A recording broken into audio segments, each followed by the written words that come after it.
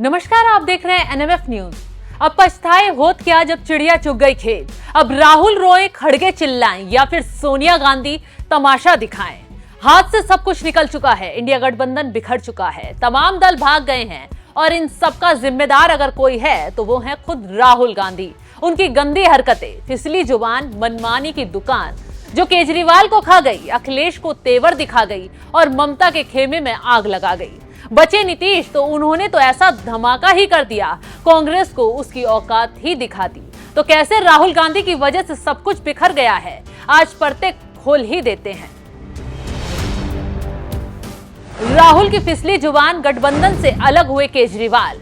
India गठबंधन में एक वक्त पर केजरीवाल का सब कुछ ठीक चल रहा था, लेकिन यहां भी राहुल गांधी कूद पड़े। जुबान खोली तो केजरीवाल के जेल जाने की मानो दुआ ही कर डाली।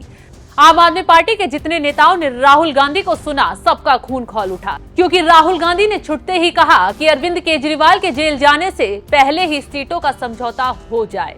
लो भाई, यहाँ भी राहुल गांधी ने साबित कर दिया, अपना काम बनता, भाड़ में जाए जनता। सीट बंटवारे की पड़ी थी, फिर चाहे केजरीवाल जेल जाएं या अपनी नैया डुबाएं, कोई फर्क नहीं पड़ता। सही बात है भाई, जिस वक्त राहुल गांधी ने ये बयान दिया उस वक्त तो न्याय यात्रा पर निकल रहे थे। अब अगर केजरीवाल जेल जाते, राहुल वापस आते तो कौन सीट बांटता। बस यही बात केजरीवाल को पसंद नहीं आई और राहुल गांधी को आईना दिखाकर पतली गली से निकल गए। और फिर जो केजरीवाल ने खेल किया उसका ही नतीजा है कि कांग्रेस के बड़े बड़े धुरंधर फेल हो गए। राहुल की हरकतों पर हंस पड़े अखिलेश। महागठबंधन में बड़े मियां बनते ही राहुल गांधी ने अखिलेश पर मनमानी चलाने की कोशिश की, लेकिन अपनी ही हंसी उड़वा ली। दरअसल कांग्रेस यहां मनमानी तरीके से सीटें मांग रही थी। पहले दबाव बनाया, 40 सीटें मांगी, फिर मामला 30 पर आया और आखिर में 20 पर ही अटक गई। लेकिन इस बीच कांग्रेस ने एक ऐसी सीट पर उस नेता के नाम पर दावेदारी कर दी जिसे दुनिया से गए 13 साल लंबा वक्त बीत चुका था।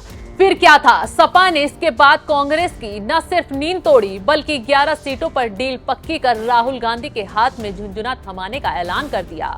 अब हंसी का किस्सा भी सुन लीजिए। जिस नेता के निधन पर कांग्रेस की हरियाणा सरकार ने 3 दिनों का राजकीय शोक 2010 में घोषित किया था, उसके नाम पर लोकसभा सीट मांगते समय कांग्रेस को कुछ याद भी नहीं आया। और इस घटना ने सपा को यह साबित करने का मौका दे दिया कि कांग्रेस पार्टी ना तो जमीन पर है, ना ही नेता जमीन पर है। तो ऐसे में सीटें बेकार करना बेवकूफी होगी। कांग्रेस पार्टी को यूपी, बिहार, पंजाब और दिल्ली में लग रहे झटकों के पीछे खुद कांग्रेस पार्टी और राहुल गांधी का सेंस ऑफ ह्यूमर है। ममता बनर्जी ने कांग्रेस की वजह से गठबंधन को आंख दिखाई। राहुल गांधी जब से न्याय यात्रा पर निकले हैं, खुद के साथ ही न्याय नहीं हो रहा। जिस इंडी गठबंधन के सहारे कांग्रेस ने सत्ता प्राप्ति का सपना देखा, उसी के दलों ने छक्के छुड़ा दिए। पश्चिम बंगाल में जैसे ही यात्रा घुसी, दीदी के तेवर अलग हो गए। ममता बनर्जी कांग्रेस की मनमानी से इतना परेशान हो गई कि एक तरफा चुनाव लड़ने का इशारा दे दिया और आखिर में बचा कुचा खेल नीतीश ने खराब कर दिया। नीतीश ने दिखाई कांग्रेस को उसकी औकात। अगले पड़ाव में राहुल गांधी ने यात्रा के जरिए बिहार में बेस बनाने की कोशिश की, लेकिन उस वक्त झटका लगा जब नीतीश की तरफ से राहुल गांधी की यात्रा का स्वागत करने से साफ मना कर दिया गया। यह सब इसलिए हुआ क्योंकि इंडिया गठबंधन को खड़ा करने वाले नीतीश कुमार ही थे, जिन्होंने शुरुआती दिनों में गठबंधन को जोड़ने के लिए भाग भाग कर सभी दलों से बातचीत की।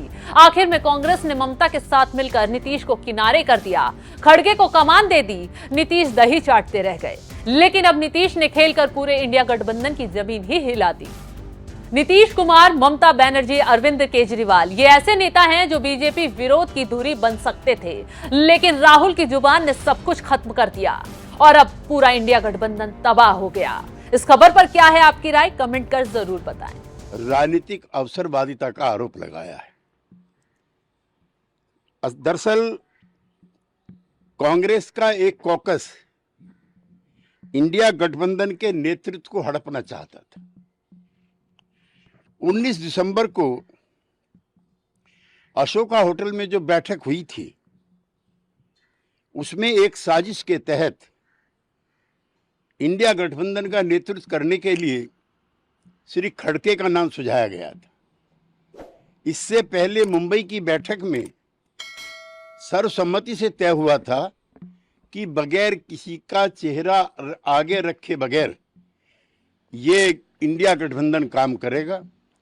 पहली शाम को श्री केजरीवाल जी के आवास पर जब ममता बनर्जी गई थी तो उन्होंने बाहर आकर के प्रेस से कहा था कि कल की बैठक में किसी का नाम प्रस्तावित नहीं होगा। कांग्रेस के उसी कॉकस ने एक साजिश के तहत ममता बनर्जी के द्वारा उनका नाम सुझाया गया। यद्यपि श्री खड़गे जी ने बाद में उसको खुद ही अस्वीकार कर दिया। दरअसल जितनी भी गैर कांग्रेसी क्षेत्रीय दल हैं, चाहे वो लोक दल हो, चाहे सपा हो, चाहे बसपा हो, चाहे जेडीयू हो, चाहे आरजेडी हो, चाहे ममता बनर्जी की पार्टी हो, चाहे शरद पवार जी की पार्टी हो, ये सब दल कांग्रेस पार्टी से लड़ करके भारत की राजनीति में इन्होंने एक अपना स्थान बनाया है। कांग्रेस पार्टी अपने सर्वाइवल के दौर से गुजर रही है। पिछले 2 लोकसभा चुनाव में नेता प्रतिपक्ष के लायक भी उनके पास सांसद नहीं थे, लिहाजा वो क्षेत्रीय जो नेतृत्व है इन दलों का उनको समाप्त करना चाहते हैं।